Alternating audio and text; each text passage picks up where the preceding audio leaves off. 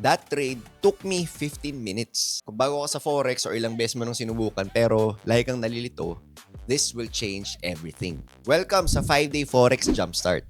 For the next 5 days, I'm breaking down the exact system na ginagamit ko for 6 years na tinuro ko rin sa 18,000+ sa mga students at yung dahilan bakit nakatravel kami freely, walang utang, may peace of mind, at 30 minutes a day lang ang trading ko. Walang hype, walang complicated strategies, walang Lamborghini. This is day 0. Let's jump in. So bago tayo magsimula, baka nagtataka ka, no? Sino ako? Kasi kung ako rin nasa posisyon mo ngayon, gusto ko rin malaman. Siyempre, kung totoo ba to, legit ba to, may results pa talaga to. So very quick lang. So dati naalala ko, sumasakay ako ng MRT, siyempre sobrang init, daming dala, pawis na pawis, daming tao. Minsan naglalakad lang ako papuntang work, pauwi. Kasi walang pera pang jeep. Hirap din na gutom ka na nagtatrabaho. Tapos naalala ko noon, umikot ako sa mall, tapos naghahanap ako ng mga ninong para makakain ako. Tapos yung family namin lagi nag-aaway sa pera. Ang malupit, late lagi umuwi galing work, tapos ang aga-aga na naman kinabukasan. So ayun yung buhay ko dati. Pero everything changed. So akala mo good news na to, no? Hindi. Na-scam ako. Oo, naloko ko. Nabaon ako sa utang 40 million pesos. And at that moment, I had 2 choices. Give up. Siyempre yun yung pinakamadaling choice. Or fight back.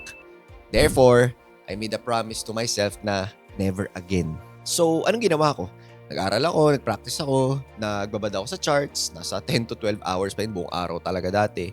Pero eventually, using the 80-20 principle, I learned how to trade 30 minutes a day with one simple framework. And dahil sa Forex trading, nabuo yung TMT na may 18,000+ students. Sobrang naging blessed yung family namin, nakapag-travel kami freely, Korea, Japan, Europe, Singapore, kung saan pa. Wala na akong utang, nakapagpatayo na ng magandang bahay, may 2 maayos sa sasakyan, yung family namin, nakapag-date night anytime, nakapag-play date with my daughter anytime, hindi ko na iniisip yung bills, may peace of mind na. And you know what means the most to me? My parents work so hard for our family's future na sobrang saya lang na ngayon na I get to give back to them. None of that would have happened kung di ko natutunan yung one system na ituturo ko sa'yo this week. Gusto ko ikaw rin maramdaman mo lahat ng yan. Now, baka iniisip mo, Job, kailangan ko ba ng maraming strategy indicators dyan? Job, mahirap ba yan? Job, kailangan ko ba mag-trade everyday? Job, kailangan ko ba ng sobrang laking kapital? And that's the common belief sa Forex community.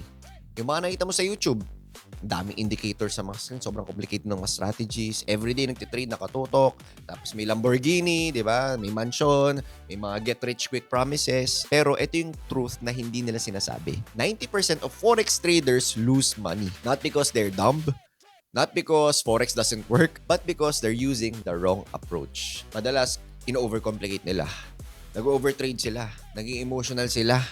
And they have zero risk management. So, ang goal natin sa next 5 days, hindi lang charting, hindi lang patterns, hindi lang signal. Ang goal natin is clarity, pagiging kalmado, simplicity, structure, and by the end of 5 days, hindi naman yung pro ka na agad, no? But, magiging sobrang malinaw ka, confident, grounded, and ready. So, ito, para malinaw sa next 5 days, tuturuan kita ng number 1, the real way to understand Forex. Hindi kailangan ng mga jargons. Hindi mo kailangan ma-intimidate. Yung parang kausap mo lang ako na nagkakapilan tayo. Number 2, the one framework that makes Forex simple. Hindi mo kailangan ng sobrang daming indicators or sobrang complicated na strategy or kung ano ng mga signal at hindi yung mga nauuso lang sa TikTok or what. Number 3, risk management. Yan, very important to. Ito yung nagligtas sa account ko. Literal. Without this, you will blow your account. Number 4, yung only framework na ginamit ko for 6 years. Yan yung nagpa-profitable sa akin. Yan yung naging sustainable. At maganda, hindi ka magre-revenge trade, hindi ka mag-overtrade. And number 5, yung execution plan mo. Paano ka ba magsimula? Kahit busy ka, kahit may trabaho ka, kahit may pamilya ka. And by the way, I'm not gonna hold anything back. Yung strategy na tuturo ko sa'yo, that's the exact same strategy na ginamit ko na nag-profit last week. And yung tinuturo ko rin sa mga students ko. Again, walang itatago, walang fluff, walang BS. Job, baka hindi para sa akin to. Job, baka mahirap. Job, baka kailangan math genius ako or genius ako. Sagot ko dyan, hindi. And I say that with full confidence kasi majority ng 18,000 students namin, regular people. May trabaho, iba may business, may family, busy, at newbie. Takot din sa umpisa. Pero ang kagandahan, they learned. So, if they can do it, you can too. Kasi ako mismo dati, sumasakay lang MRT, naglalakad lang papuntang work, walang pera pang jeep, walang pera pang kain. Pero I learned the system. So kung kaya ko, kaya mo din. Forex is not about being smart. It's about being structured, being calm, and being consistent. And yun yung ginagawa natin dito. So bakit ba karamihan ng newbies nalilito sa Forex? Number one, kasi ang dami lang pinapanood ng mga YouTubers na may magkakaibang strategies. Yung isa sinasabi, kailangan RSI. Yung isa sinasabi, MACD. Yung isa, pangit daw yung RSI, pangit daw yung MACD. Kailangan daw Fibonacci lang. So, nakakalito talaga. Number two, they're using complicated indicators na hindi sustainable. Sobrang dami indicators, sobrang busy mo, sobrang sabong mo sa work, sobrang wala ka na energy, diba? So, kailangan pang gawin lahat ng yun. Ang hirap. Di mo alam kung alin yung ipaprioritize. Number three, gusto nila maraming trades every day. But hindi nila naintindihan na trading is not a full-time job. It's a decision-making skill. And ang like ko sinasabi, it should be your second source of income, not your only source of income. Number four, they have zero risk management. One bad trade equals account blown. And number five, they're learning Forex with the wrong mindset. Isip nila, get rich quick or gambling, pero hindi kasi yun ganun. So again, ang goal natin sa next 5 days, ayusin yung foundation mo para pag tinuro ko na mismo yung setup, yung strategy, maintindihan mo na hindi ka malilito, hindi ka magmamadali. At hindi ka matatalo sa emotions. To be honest, di ko nang binago yung framework ko for years. Siyempre, minsan pwede mag-iba ng time frame or pwede mag-iba ng currency pair. Pero yung same framework, yung pa rin yun.